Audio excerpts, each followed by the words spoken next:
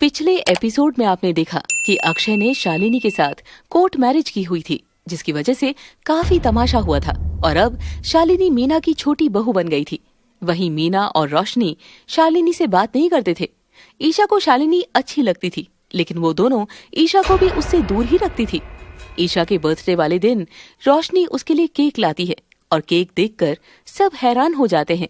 अब आगे रोशनी ने जैसे ही केक का बॉक्स खोला, उस केक पर बंदर की फोटो बनी हुई थी।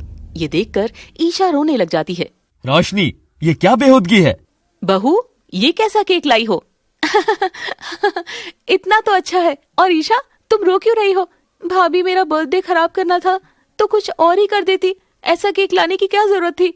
रोशनी, तुम्हें जरा भी तमीज नहीं है। अपनी नंद के साथ ये सब करते हुए थोड़ा तो सोच लेती। अरे अरे, आप सब मुझ पर क्यों राशन पानी लेकर चढ़ रहे हैं?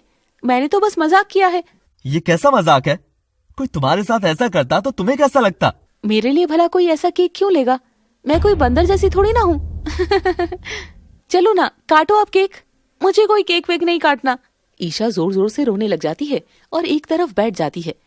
रोशनी बेटा, ये तो गलत बात है। देख, रुला दिया बर्थडे पर इसको। ओहो मम्मी, ये कोई 2 साल की बच्ची थोड़ी ना है। मजाक में ये सब चलता है। डिस्गस्टिंग रोशनी। ईशा, चुप हो जा। तभी वहाँ पर अक्षय और शालिनी भी आ जाते हैं और वो दोनों भी केक देखते हैं तो हैरान रह जाते हैं। ये केक कौन लाया है? इतना घटिया। और कौन कर सकता है ऐसी हरकत, रोशनी के अलावा? भाभी से यही उम्मीद थी। ईशा, तेरा बर्थडे है, रो मत, चुप हो जा। देख तो, हम तुम्हारे लिए गिफ्ट लेकर आए हैं। हाँ ईशा, प्लीज चुप हो जाओ। नहीं भाभी, मेरा बर्थडे तो खराब हो गया। अब मुझे कुछ नहीं चाहिए। ऐसा नहीं करते। बस बस, अब ज्यादा मस्का मत लगा मेरी बेटी को। मम्मी, आपको भी कुछ दिखता नहीं है? आपने तो मुंह में दही जमा रखा है, तभी रोशनी भाभी ऐसी हरकतें कर रही हैं। बोलते रहो, बक बक बक बक बक। मुझे तो कोई फर्क नहीं पड़ रहा। हद कर दी रोशनी ने तो करण गुस्से में वहाँ से चला जाता है। वहीं अक्षय और शालिनी ईशा को चुप करवाते हैं और गिफ्ट देते हैं। चलो गिफ्ट खोलो ना ईशा, और बताओ कैसा है। भाभी, कहीं आपने भी तो रोशनी भाभी की तरह मेरा मजाक नहीं किया ना? मुझे बिल्कुल अच्छा नहीं लगेगा। नहीं पागल, तेरे साथ थोड़ी ना ऐसा कुछ करेंगे। मेरी छोटी बहन है तू तो। ईशा गिफ्ट खोलती है तो उसमें बहुत सुंदर हैंडबैग था। वो बहुत खुश हो जाती है। वाह, इतना सुंदर हैंडबैग। थैंक यू भाभी, थैंक यू सो मच। देखा, मैंने कहा था ना, अच्छा गिफ्ट है। तभी ईशा खुश होकर शालिनी को गले से लगा लेती है और रोशनी चिढ़ जाती है। बस कर ईशा, ज्यादा चिपक मत। ऐसा ही करूंगी मैं। अब आप मुझे मत रोको मम्मी।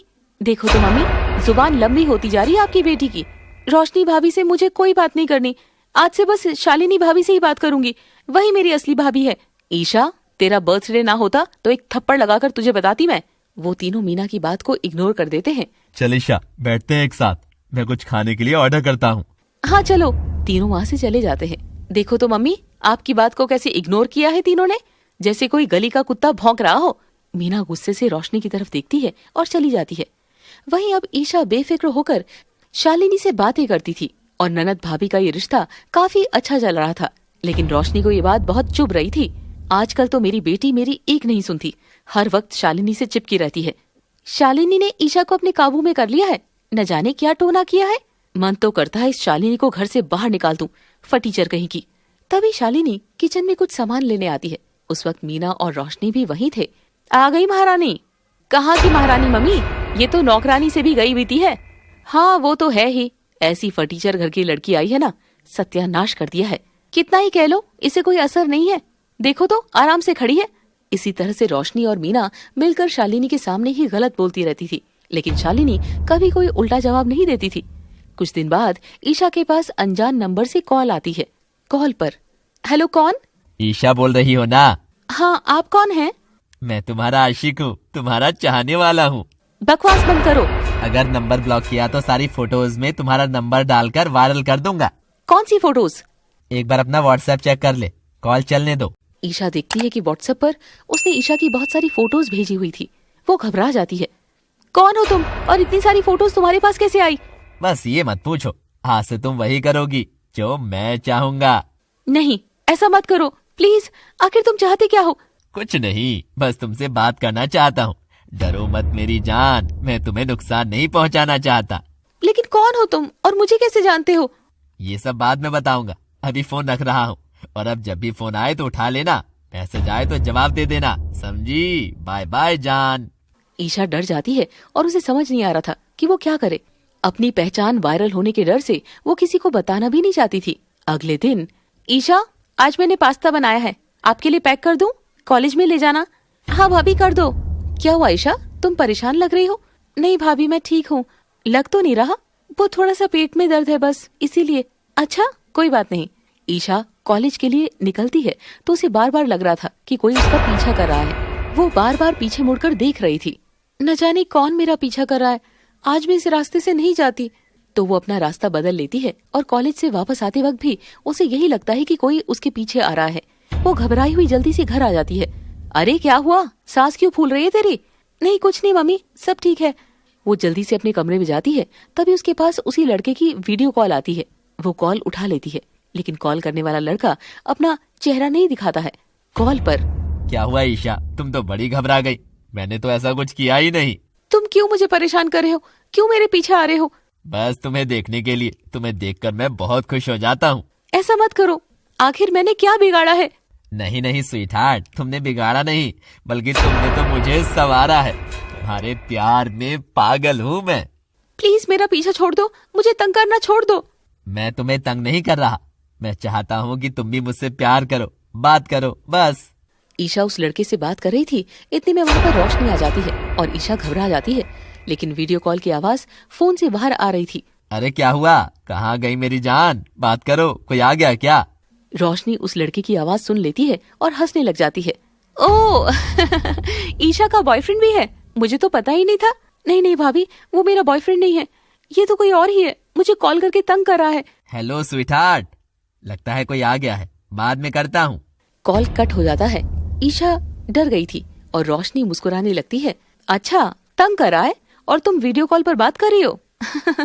तुमने मुझे पागल समझा है? प्लीज मेरा यकीन कीजिए, सच में ये लड़का मुझे तंग कर रहा है। अब देखो घर में सबको बताती हूँ, फिर देखना क्या हाल होता है। ईशा रोने लग जाती है और अपनी भाभी के आगे हाथ जोड़ने लग जाती है। नहीं भाभी प्लीज आपके हाथ जोड़ती हूँ, किसी को मत बताना। आपको पता है ना मम्मी का, मेरी पढ़ाई खराब हो जाएगी। तो ये सब काम करने से पहले सोचना था ना, अब तो बताना ही पड़ेगा। तुम्हें पता है ना मेरे पेट में कोई बात नहीं बचती। नहीं भाभी प्लीज, आप जो कहेंगी मैं वही करूंगी, ये बात मत बताना घर पे। गुड, काम की बात तो अब बोली है, ठीक है, आज से तुम मेरी गुलाम, मैं तुम्हारी मालकिन। क्या? हाँ, और एक और शर्त है, उस शालिनी से तुम बिल्कुल बात नहीं करोगी, बिल्कुल भी नहीं। अगर थोड़ी सी भी बात की ना तो पता है ना क्या होगा। ठीक है, मैं शालिनी भाभी से बात नहीं करूंगी और आपका सब काम करूंगी। ओके। उस दिन से ईशा शालिनी से बात नहीं करती है और शालिनी जब भी उससे कुछ पूछती तो ईशा बिना जवाब दिए वहाँ से चली जाती है। ये ईशा को क्या हो गया है, आजकल मुझसे बात ही नहीं करती, ना मेरी किसी बात का जवाब देती है। वहीं रोशनी अब अपना हर काम ईशा से ही करवाती थी। लगता है मेरी बेटी में सुधार आ गया है, आजकल तो शालिनी से बोलती ही नहीं है। हाँ मम्मी, मैंने समझाया था ना ईशा को, अब ये मेरी हर बात मानती है। क्यों ईशा? हाँ भाभी, आखिर मेरी बेटी है, समझ में तो आना ही था। हाँ मम्मी सही कहती हैं। लेकिन मीना नहीं समझ पाई थी कि उसकी बेटी ईशा अब कितनी परेशान रहती थी। वो हर वक्त डर में घुट घुट कर जी रही थी और वो लड़का रोजाना उसे कॉल पर परेशान करता था। वहीं शालिनी भी काफी हैरान थी और वो इस बारे में अक्षय से बात भी करती है। अक्षय, न जाने ईशा को क्या हो गया है, वो आजकल मेरी किसी बात का जवाब नहीं देती है और बड़ी गुमसुम सी रहती है, बस रोशनी दीदी के आगे पीछे घूमती रहती है। अच्छा, लेकिन ईशा तो ऐसी नहीं है। वही तो मैं सोच रही हूँ, कुछ है जो उसे परेशान कर रहा है। हमें इसके बारे में पता लगाना होगा। क्या ईशा की भाभी उसकी मदद कर पाएगी और क्या होने वाला है ईशा की जिंदगी में, ये देखेंगे हम अमीर भाभी वर्सेस गरीब भाभी के अगले एपिसोड में।